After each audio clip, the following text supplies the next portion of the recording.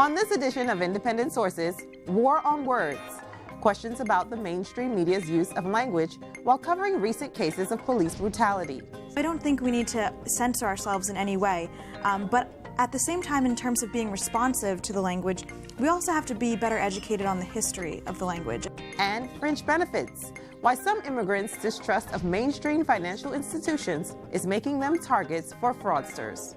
Mistrust is also an issue of miscommunication, of access in a holistic, broader sense. Those stories and more coming up on Independent Sources.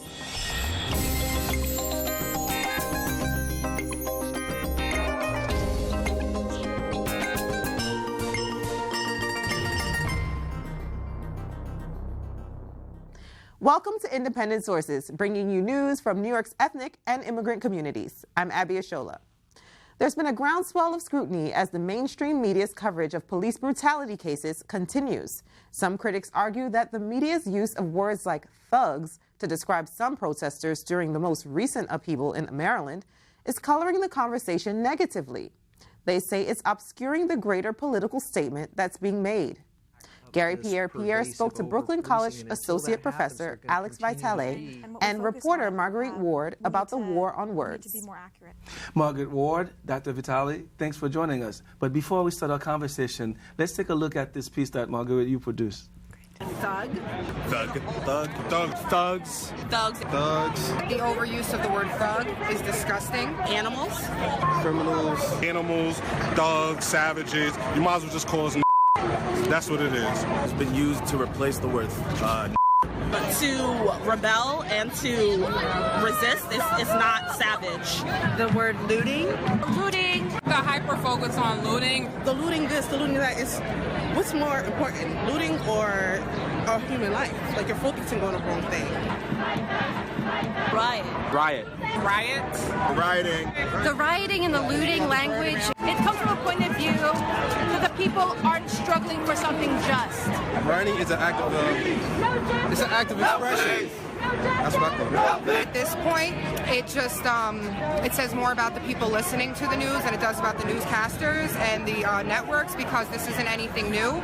It's journalism at its worst. I can't even take what they say as credible. They're not credible anymore. What journalists should do is respond to the people and to their grievances. Talk to the people who are on the front lines of what's happening in Baltimore. Hear their stories and report that. Find out what is the actual true history and go from there. Focus on the poverty, the lack of education, the lack of equality, the injustice in our justice system. You have to change the language. Uprising, it's revolt, it's rebellion. Act of resistance. Resistors, revolutionaries. They should be called people. People. I definitely think they should just be called people. Marguerite, is this a case of blaming the messenger in this case? I don't think it is, because, you know, this is Ferguson and what's happening now in Baltimore, it's a teachable moment, not just on race, poverty, and education, but it's a teachable moment on the words that mainstream media is using. And, you know, if you flip on the, you know, Fox News or even CNN, or even if you listen to what President Obama said, you know, there's a lot of language that's pervading mainstream media that isn't accurately describing what's happening. So it's not just blaming the messenger. It's are we accurately reporting on what's happening? Are we?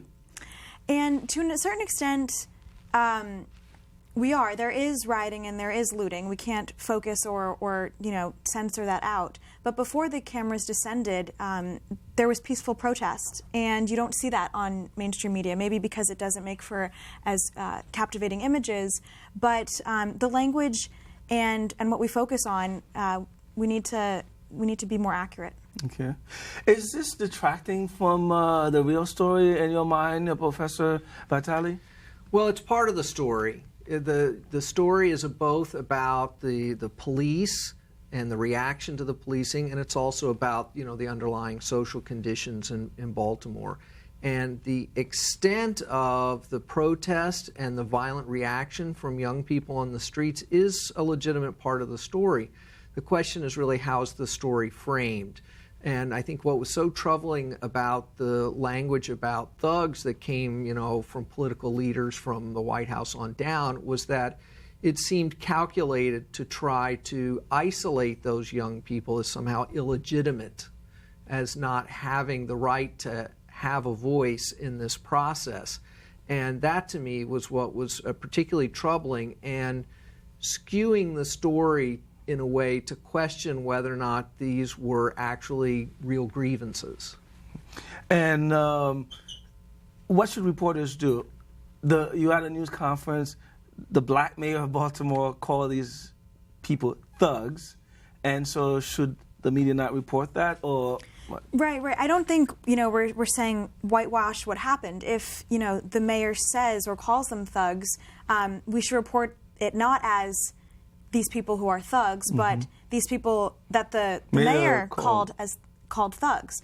And, it's interesting. What one person said in my video is that this is nothing new. Yeah. And so I was well aware that when I took my iPhone and went down to the protest that I wasn't going to come up with anything revolutionary, but I wanted to take the conversations that I had been seeing on my Twitter and Facebook feed and ask the people who are really on the front lines. Granted, it was in New York and not Baltimore, but they had a lot of problems with the word thug. So I wanted to highlight that. Okay. Now, you mentioned social media. How much of a role do you think social media is playing in leveling the playing field, where legacy media no longer have the monopoly it once did? I think it's a huge role that social media is playing. Right now, the movement is often being called Black Lives Matter. That originated from a hashtag, if I'm not mistaken. And the fact that it came from this one woman or group of women who were tweeting it around and it went viral, I think that's huge. And now you have instances where if a protester calls out a reporter, we're not waiting for another news organization to pick up on it. The video is already going viral on YouTube, forcing mainstream media to say, hey, this is what's going on, let's talk about it. So it's really challenging and, like you said, leveling the playing field of the role media has. And in some ways making it more important, making it more diverse. It's not just from the top down. We've seen this for years now in media, but it's more people have more of a voice. Dr. Vitale, let's talk about a few months ago, you were a guest on this show. We talked about Ferguson, and now we're here talking about Baltimore. I like you very much as a guest, but are you gonna be back next month or so to talk about another place? Well, it's funny. I do consulting for groups who are concerned about these issues, and I said, after de Blasio was elected mayor and there was this dialing back of stop and frisk even before he took office, people said, oh, the momentum shifted, people are not interested in this issue, and I said, just wait a minute. Unfortunately, the reality is that the problem of over-policing is so pervasive in the U.S. that incidents like we've been seeing are just inevitable. They will have a different character in different circumstances, but I think we've not seen a dialing back of this pervasive over-policing, and until that happens, there are going to continue to be these kinds of outrageous incidents. And the real question is not so much will the incidents occur, but how will people react to them. But on that point, New York dialed back a little bit, if you will, and the mayor was soundly criticized for being anti-police, for not having their back, for being too much of a liberal. So where's the middle ground? Where do we go from there?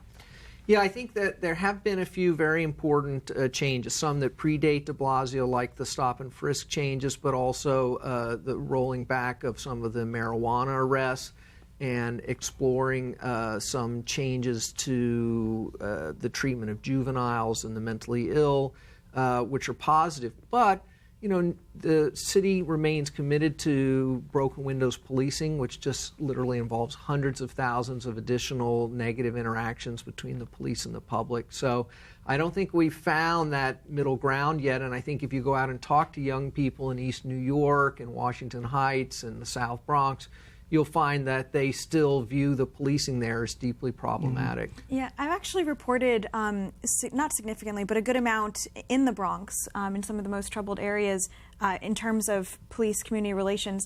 Do you think that the answer is improved community police relations, where they have, police officers actually meeting with the community more, actually seeing them more as people living in the same area? or is it just cut back the number of police? Do you have any idea? Folks in these communities are starved for more considerate, respectful policing because they're so regularly subjected to what they feel is demeaning and degrading treatment.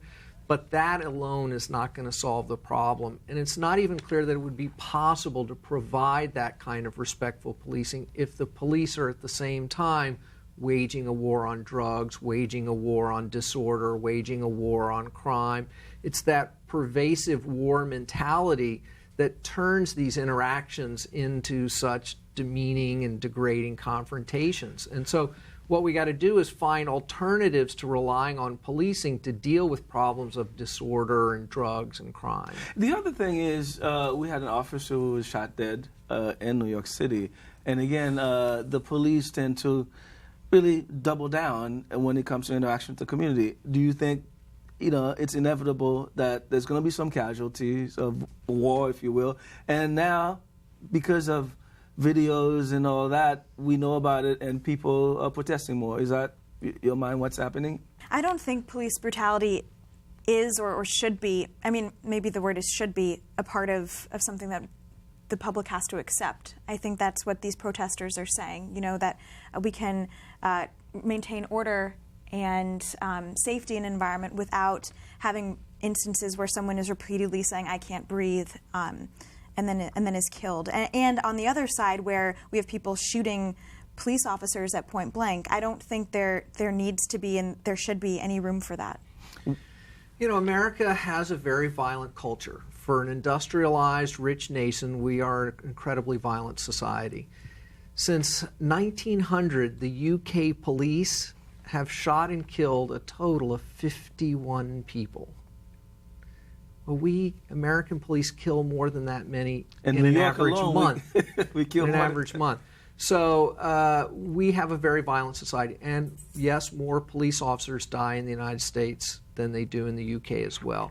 The question is whether or not the way we approach policing is perpetuating that culture of violence or doing something to dial it back.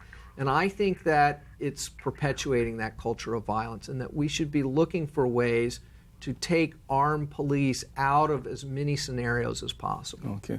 So, Marguerite, going back to the role of the media, what is our role in shaping this whole situation and getting people to look at the issue for what it is in terms of the words that we're using? Should we be the word police, for lack of a better term? I don't think we should be the word police. We're juggling so many different things at once, reporting what's true, fact-checking, getting to the places, keeping up with the 24-hour news cycle. But I think we need to be more responsive. And the fact that, we can pull up our phones and if a lot of people are having trouble or taking issue with a word that we're using, we can go on camera, we can respond to that, we can change the way that we report in the future if we feel that it's justified and if we feel like that's what's happening. So I don't think we need to censor ourselves in any way. But at the same time, in terms of being responsive to the language, we also have to be better educated on the history of the language. And so if you look back, the word thug is very racially charged. It's loaded. Yeah, it's a loaded term. It's hugely loaded. And, we can go back decades, but something more recent in the public memory we could discuss is when Trayvon Martin was described, I believe, by news anchor Geraldo Rivera on Fox, saying, if you dress like a thug, you're going to get treated like a thug. And before you use those terms and before you have such personal opinions on something, you need to fact check, what words you're using and what ideas that carry. Okay. And don't forget, here in New York, Mike Bloomberg referred to the transit workers as union thugs, mostly African-American membership, going out on strike against, just a total refusal to support the public sector. And I think that was a racially charged moment as well. Unfortunately, we're out of time. Margaret Ward, Dr. Vitale, thanks for joining us. Thank you very much. Thanks for having me. Great conversation. Enjoyed it very much. Sarah and I are both doing double duty this week. She's got an interview later on in the show. But before that, she's here with me to tell you what's trending. We've talked about this issue before on the show, homelessness in the city. The numbers are startling. More than 60,000 people are living on the streets in New York, and out of the 4,000 homeless youth living in the city, nearly half of them are part of the LGBT community. A new audio report by Emrys Eller for Voices of New York sheds light on the hardships that members of this community continue to face. Wow, so what's happening? So Eller interviewed Lauren, 22. She's a transgender hairdresser born as Lorenzo. And she said that she's been sleeping on the train because she feels really unsafe in the shelters. Wow, has she been harassed in the shelters? Not only she's been harassed, but she's also been gay bashed by both members of the staff and other people staying there. And she's also been physically abused. Wow. So what is being done about this issue? So that's the issue. Not so much is being done about it. And experts say that they really need to better train shelter staff to deal with this issue. So we'll definitely keep an eye out on that story. A new training program is in the works for teachers in areas where domestic violence rates are high. So what will teachers be trained to do exactly? Well, the program is designed to give teachers the tools they need to better deal with students who may be experiencing trauma from being in violent homes. So basically, they'll be able to spot clues. Like a lot of students who are in these kinds of homes, they tend to have behavioral issues and their work tends to suffer. So the teachers will be trained on this, on how to spot this, and also on how to give them the tools they need to better their situations. That sounds like a much needed program. Absolutely. Some of the areas that have high domestic violence rates are Morrisania in the Bronx, Brownsville, Bushwick, and East New York, and several parts of Upper Manhattan. Well, we'll keep an eye out on them. Yes. The city's investment of more than $1 million in funding to support worker co-op developments last year is already bearing fruit. Worker-owned businesses like Ecomundo Cleaning is now providing living wage jobs and good working conditions for low-income immigrants in Upper Manhattan. How do worker-owned businesses work? So this is an increasingly popular business model. So basically, they own part of the company, and they have a say in, business decisions. So they get a say in, anything from marketing decisions to, how much they should be charging their clients to how much they should be earning themselves. And it's been doing really great. And so they pay back. So they work for the company and they pay back 5% of what they make to the co-op to pay for, business costs. That sounds great. How's Ecomundo Cleaning doing? They're doing really well. So they were launched in 2012 with the assistance of the Northern Manhattan Improvement Corporation.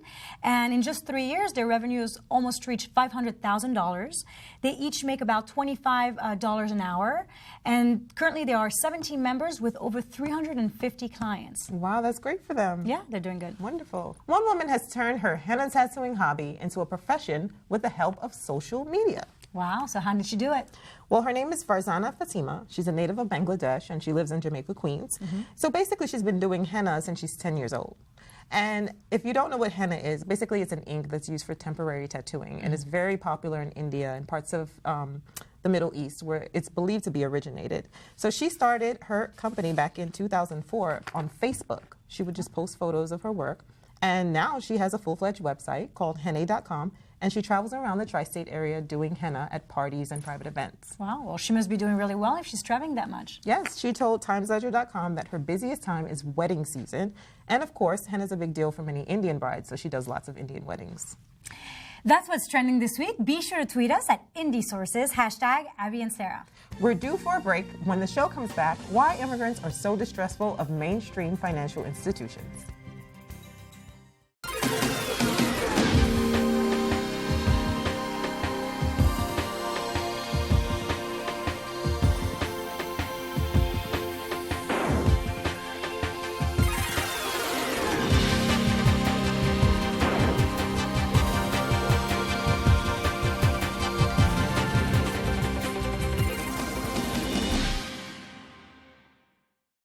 Thanks for staying tuned.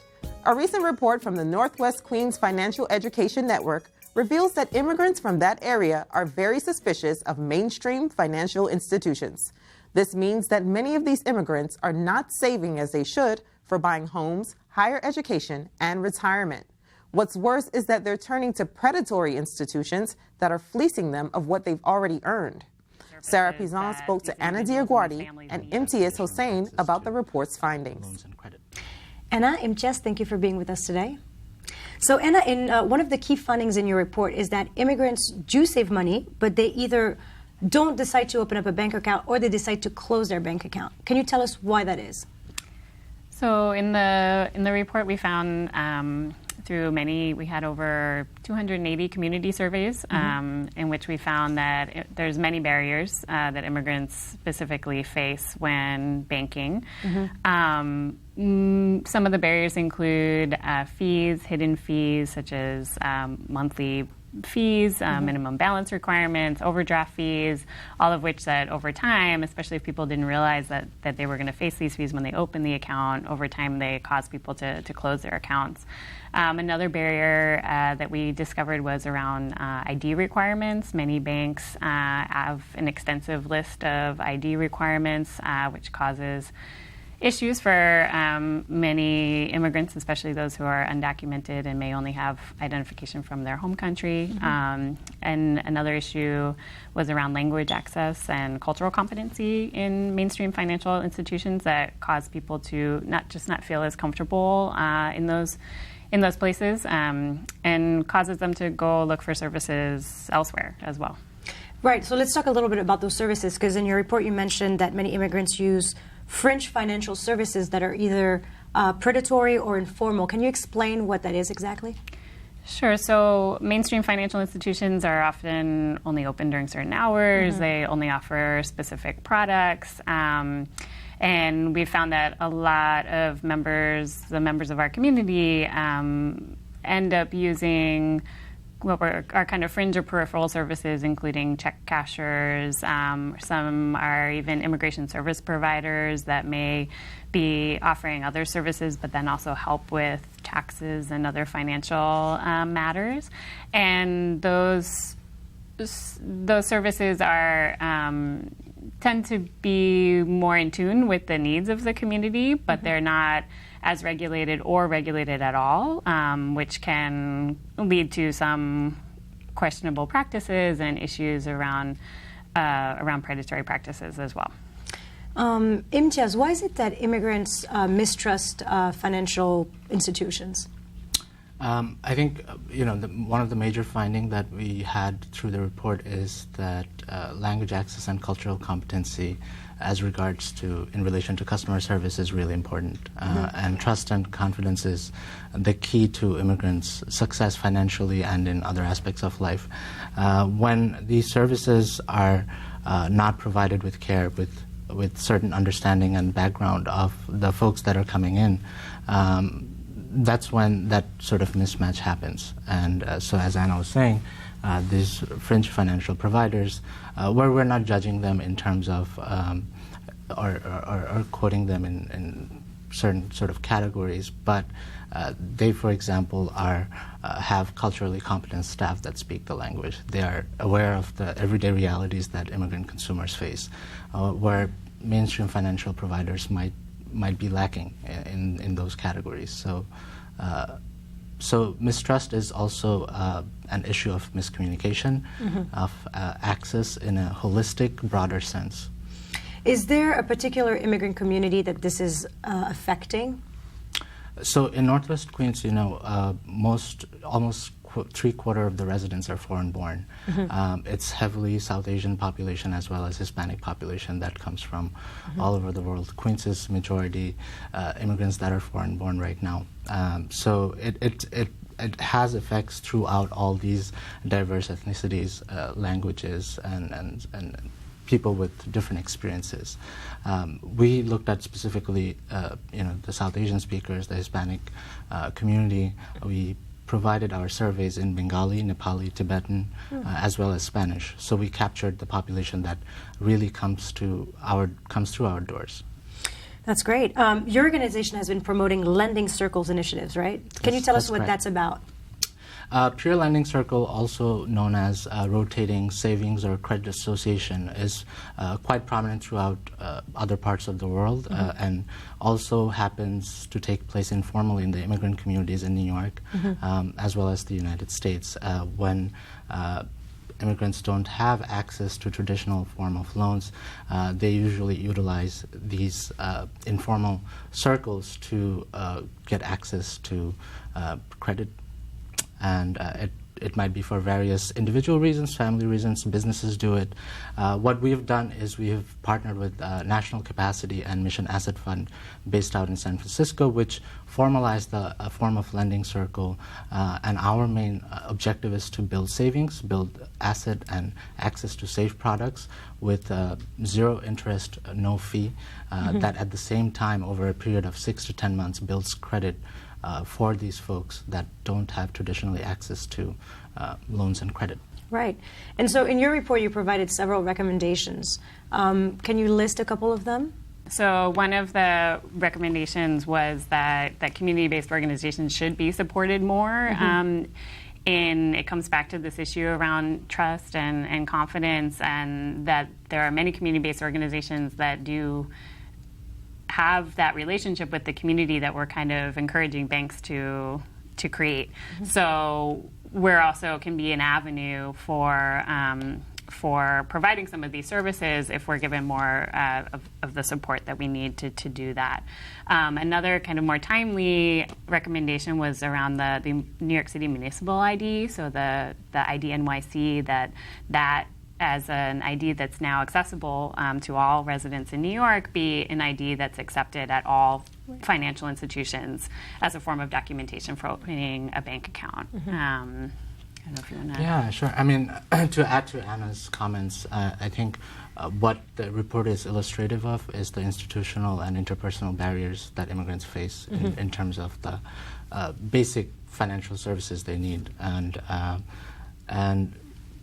CBOs are usually able to tailor their education, their services, toward this diversity of body that's represented. When you say CBOs, you mean? The community-based organization that work on the ground. So it's vital that these CBOs function as the navigation sites, as the sites that can enhance not just access to services, but can engage folks in the long run. Secondly, it's also important that